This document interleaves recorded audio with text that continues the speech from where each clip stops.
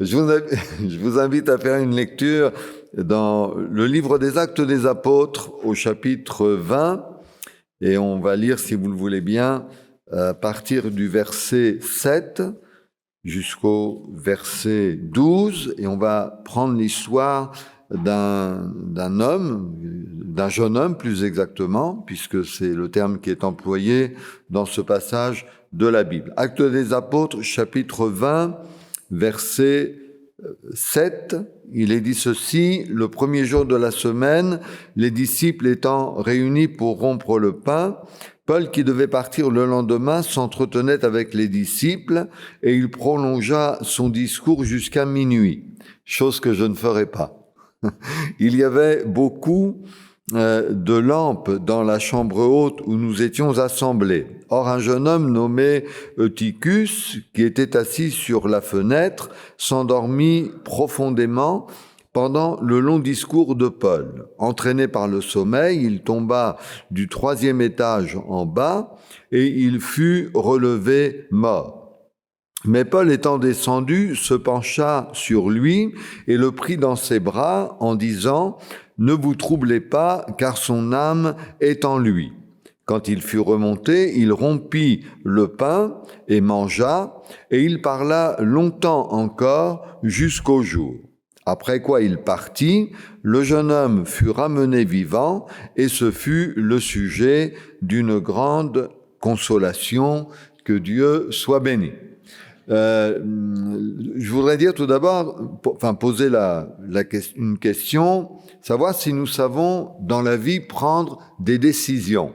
Alors je ne demande pas de répondre, mais souvent dans la vie de tous les jours, on est obligé de prendre des décisions. La décision, je sais pas moi, d'aller faire ses courses ou de changer de voiture, je sais pas de ce qu'on pourrait dire encore, mais on est toujours placé devant des choix et les choix appellent une décision. On dit oui, on dit non, et la Bible dit que votre oui soit oui, que votre non soit non, ce qu'on y ajoute vient du malin. On ne sait pas concernant ce jeune homme s'il devait prendre une décision par rapport à Christ, et on ne sait pas non plus pourquoi, on ne sait pas s'il l'a fait. On ne sait pas s'il était chrétien, on ne sait pas s'il croyait en Jésus-Christ, mais toujours est-il qu'il était au bon endroit pour prendre une décision. Lorsque nous entendons l'Évangile, et lorsque nous sommes présents dans un lieu comme celui-ci où la parole de Dieu est prêchée, eh bien c'est le bon endroit, en fin de compte, pour dire je suis d'accord avec ce que j'entends, ou pour dire je suis pas d'accord avec ce que j'entends, ou pour dire je crois en Dieu, ou pour éventuellement, j'espère pas, mais pour éventuellement dire mais je ne crois pas en Dieu et je ne veux pas croire. Les réunions se succèdent et se ressemblent et je ne prends pas de décision. Donc il faut que nous sachions, et Jocelyn en a parlé un petit peu, il faut que nous sachions que lorsque nous entendons l'Évangile, nous sommes appelés à prendre une décision. C'est-à-dire, il faut savoir à un moment donné si nous voulons accepter Christ comme notre sauveur personnel. La Bible dit, si aujourd'hui vous entendez sa voix, n'endurcissez pas votre cœur. Et je voudrais vous le dire aussi à vous, amis, si vous entendez la voix du Seigneur, n'endurcissez pas votre cœur. C'est une bonne chose que d'entendre Dieu nous parler, de savoir que c'est le Seigneur qui nous parle et de dire, eh bien voilà, moi je vais prendre une décision, la meilleure qui soit, celle de donner ma vie au Seigneur, de le faire maintenant et de m'engager avec le Seigneur, que son nom soit béni. Pourquoi l'histoire d'Eutychus nous a-t-elle été rapportée ? Donc, on va essayer de voir quelques raisons valables qui nous montrent pourquoi cette histoire nous a été rapportée. La première, c'est que le Seigneur s'intéresse à tous. Vous avez remarqué dans la lecture que nous avons faite qu'il est question d'un jeune homme.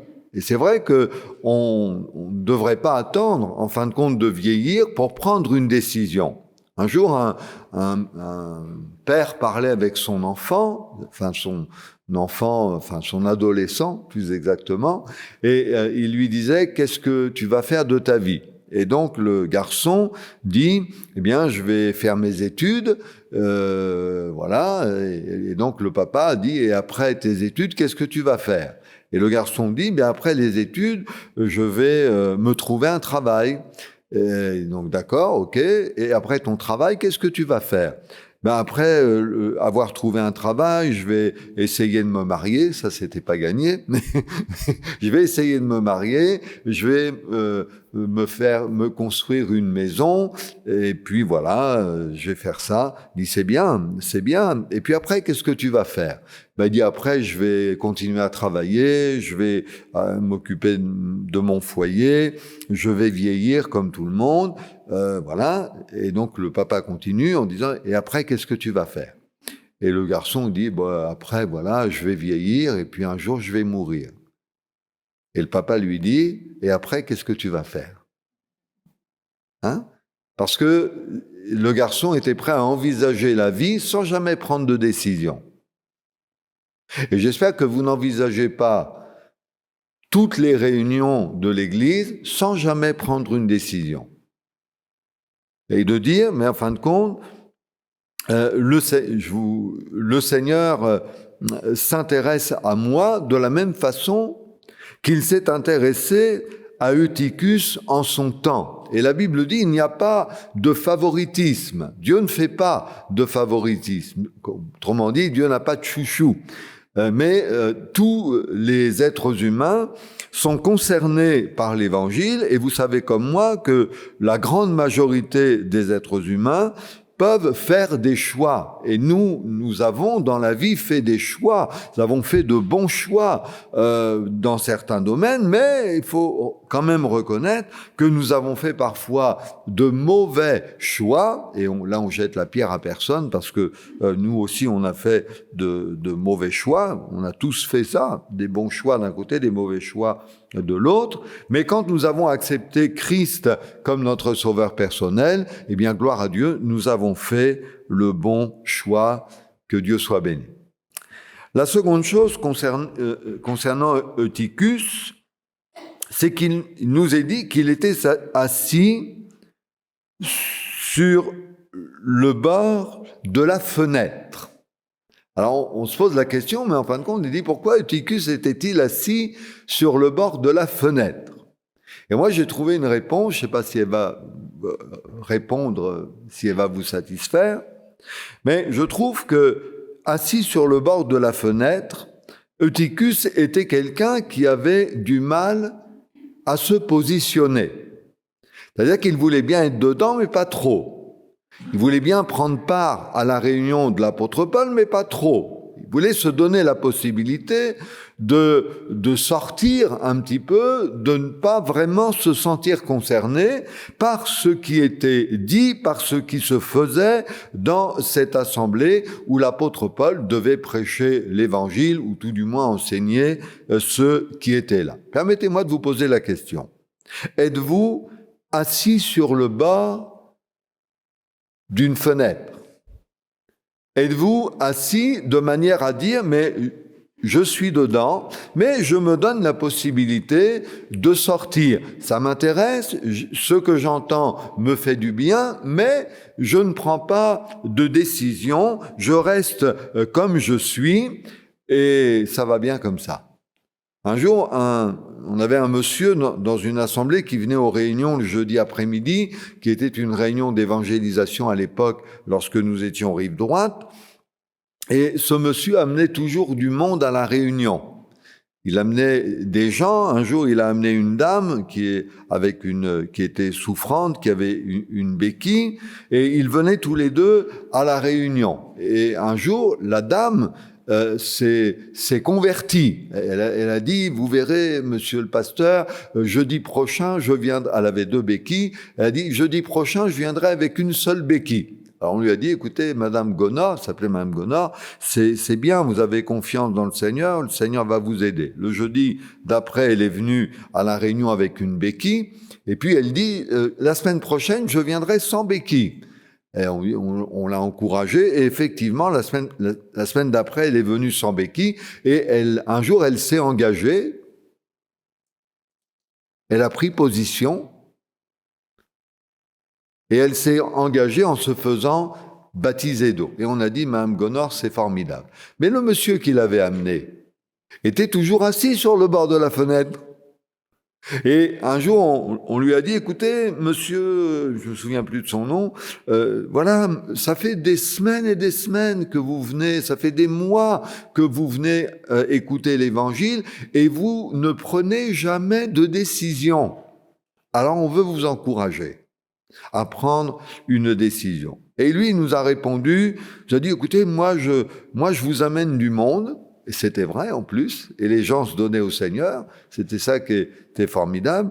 Moi, je vous amène du monde, mais moi, voilà, oui, peut-être un jour, j'aime bien les réunions, j'aime bien le chant des cantiques, c'est ce qu'il disait, j'aime bien les réunions, j'aime bien le chant des cantiques, mais moi, ça m'intéresse pas. Et puis un jour, quelqu'un va lui jouer, comme on dit un petit peu simplement, un tour de cochon. Parce que quelqu'un connaissait l'histoire de cet homme-là et quelqu'un va retirer une bouche d'égout, savait que le gars devait passer par là, va retirer la bouche d'égout et le monsieur qui passe par là tombe dans la bouche d'égout. On le ressort avec le choc, on le ressort de la bouche d'égout en 1000 morceaux, et de plus aveugle. Authentique. Et ce monsieur, il s'est retrouvé à l'hôpital, et à l'hôpital, un de nos frères de la région est allé le visiter, en lui disant, en parlant avec lui, en priant pour lui, en ayant beaucoup de compassion pour lui, et en l'invitant à prendre position. En disant, voilà, maintenant que vous êtes dans cette situation, est-ce que vous voulez donner votre vie au Seigneur? Et moi, je vous pose la question. Est-ce que vous voulez donner votre vie au Seigneur? Ou bien est-ce que vous voulez uniquement occuper une chaise un dimanche après-midi, bénéficier de la réunion, bénéficier des chants, bénéficier de la gentillesse des gens qui sont ici? Ou bien est-ce que vous voulez comprendre que vous avez besoin de Christ pour être sauvé et que pour être sauvé, à un moment donné, il faut prendre position? Aujourd'hui, si vous entendez sa voix, n'endurcissez pas votre cœur. Et le problème de Tychus, c'est pas son jeune âge, c'est pas le fait qu'il était présent à la réunion. Le problème de Tychus, c'est qu'il était assis sur le bord de la fenêtre, et quand on est assis sur le bord d'une fenêtre, il y a le danger de basculer soit d'un côté, soit de l'autre. Et c'est vrai pour nous aussi. Vous comprenez ce que je veux dire? On est d'accord avec ce qu'on entend, mais on se donne la possibilité de sortir et de dire, ben voilà, je suis d'accord, mais si j'ai envie de partir, je m'en vais. La Bible dit, enfin on l'a lu ensemble, il s'endormit et tomba par la fenêtre. On s'endort quand on est fatigué, me direz-vous. Mais quand on s'endort, on n'entend plus ce qui se passe autour de nous. On peut même être dans un demi-sommeil et ne plus être conscient de ce qui se passe autour de nous. Alors que la volonté de Dieu, c'est que nous entendions. Vous savez, la Bible fait souvent appel aux oreilles. Je l'ai dit tout à l'heure. Aujourd'hui, si vous entendez sa voix, non pas la voix du pasteur, non pas la voix de Jocelyn, mais aujourd'hui, si vous entendez sa voix à lui, n'endurcissez pas votre cœur. Et du coup, on pose la question, mais en réalité, est-ce que Dieu parle ou Dieu ne parle pas? Est-ce que Dieu parle à quelques-uns ou est-ce qu'il parle à tout le monde? Et on va aller plus loin en disant, mais après tout, est-ce que Dieu me parle? Est-ce que c'est à moi que le Seigneur s'adresse? Si Eutychus était dans la salle, ça veut bien dire quand même que ce qu'il entendait s'adressait au moins un petit peu à lui. Et je crois que dans une réunion, quelle qu'elle soit, il y en a pour tout le monde. Il y en a pour tout le monde. Parce que Dieu connaît notre vie. Du jour de notre naissance jusqu'à maintenant, Dieu connaît notre vie, Dieu connaît notre parcours, Dieu sait ce que nous avons besoin d'entendre et Dieu nous parle d'une certaine manière pour que nous prenions position. Aujourd'hui, si vous entendez sa voix, n'endurcissez pas votre cœur. Et donc, il va s'endormir et il va tomber par la fenêtre. C'est-à-dire qu'il va être en dehors de ce qui se passait à l'intérieur. Il va comment je vais dire ça? Il va être séparé de ce qui était en train de se passer à l'intérieur du lieu de culte. Et c'est vrai qu'on peut être là et être ailleurs en même temps. On peut entendre l'Évangile et penser à toute autre chose. Et pourtant, la volonté de Dieu, eh bien, c'est de nous interpeller, de nous dire qu'il nous aime et que Dieu a prouvé son amour pour nous en donnant son Fils unique à la croix, afin que par la foi en lui, nous soyons pardonnés et nous soyons réconciliés avec Dieu. Et le fait de savoir ce que Dieu a fait pour nous en Jésus-Christ à la croix devrait nous aider à prendre position. Quand on ne sait pas, on dit je savais pas. Donc je savais pas, donc voilà, j'étais pas au courant, donc je pouvais pas le faire puisque j'étais pas au courant. Mais quand on est au courant, quand on sait ou quand on apprend ce que le Seigneur a fait pour nous, quand on découvre l'amour de Dieu pour nous, quand on découvre que Christ a porté nos péchés, qu'il a été blessé pour nos péchés, brisé pour nos iniquités, quand on sait que le Seigneur est présent au milieu de nous comme nous le croyons aujourd'hui, eh bien là, on peut prendre position. Bien sûr, la position que nous allons prendre ne va être forcée par personne. C'est nous qui allons le faire. Bien sûr, nous, on encourage et on vous encourage à dire, mais voilà, je veux donner ma vie au Seigneur. C'est vous qui allez le faire. Nous, on le dit, on encourage à le faire, mais c'est vous qui allez le faire. C'est vous qui allez prendre position et vous donner au Seigneur. Nous avons 2 garçons, une fille. Je m'invente un garçon. Nous avons 2 garçons et une fille. Et on avait l'aîné qui, on disait toujours à l'aîné, allez, Marc, tu devrais donner ta vie au Seigneur. Comme les parents peuvent le dire à leurs enfants. Tu devrais donner ta vie au Seigneur. Et le garçon disait toujours, oh mais non, c'est bon, je réfléchis, j'ai encore le temps et tout. Et nous, comme on était un peu des parents un petit peu casse-pieds, on disait, Marco, tu devrais donner ta vie au Seigneur. On voyait les années passées, on disait, tu devrais donner ta vie au Seigneur. Et puis on a un deuxième garçon qui s'appelle Pierre, qui un jour vient nous voir et nous dit, papa et maman, ou maman et papa, comme on veut, je veux être baptisé. Il était jeune, il devait avoir 14 ans, un truc comme ça. On dit, Pierrot, calme. Et on a dit, écoute, si c'est vraiment ton désir d'être baptisé, allez, on va faire en sorte que tu le sois. Et quand l'aîné a su que le plus jeune se faisait baptiser, un soir, alors que nous étions en train de regarder la télé, on a le droit de regarder la télé, oui, c'est bon.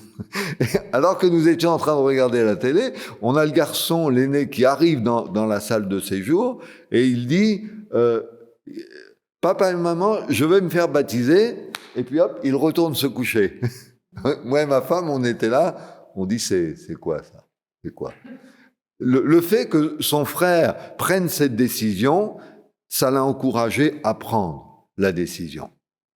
Et on a eu, par la grâce de Dieu, on a eu le bonheur de baptiser nos 2 enfants, 3 enfants, mais enfin ces 2-là, la fille aussi bien sûr, mais on a eu le bonheur de baptiser les 2 en même temps. Et bien aujourd'hui, voilà, ils ont pris leur décision très jeunes, mais béni soit Dieu, aujourd'hui ils sont au Seigneur, ils servent le Seigneur, et nous, ça nous réjouit beaucoup. Mais c'est eux qui ont pris leur décision. Bien sûr, nous, on les a encouragés à le faire, mais c'est eux qui l'ont fait. Et de la même façon, mes frères et sœurs amis, nous, on vous dit, donnez votre vie au Seigneur, faites-le, prenez votre décision. Il y a toujours quelqu'un qui vous dira, il faut donner ta vie au Seigneur, mais c'est vous qui allez prendre la décision. Si aujourd'hui vous entendez sa voix, n'endurcissez pas votre cœur. Et puis je termine montrant la compassion du Seigneur et l'intérêt d'Eutychus pour le Seigneur lorsqu'il va tomber de l'autre côté, malheureusement momentanément, on va dire. Eh bien, Paul va se pencher sur lui, il va dire ne vous troublez pas car son âme est en lui, et ce fut le sujet d'une grande consolation. Voilà. Je vais le lire comme ça.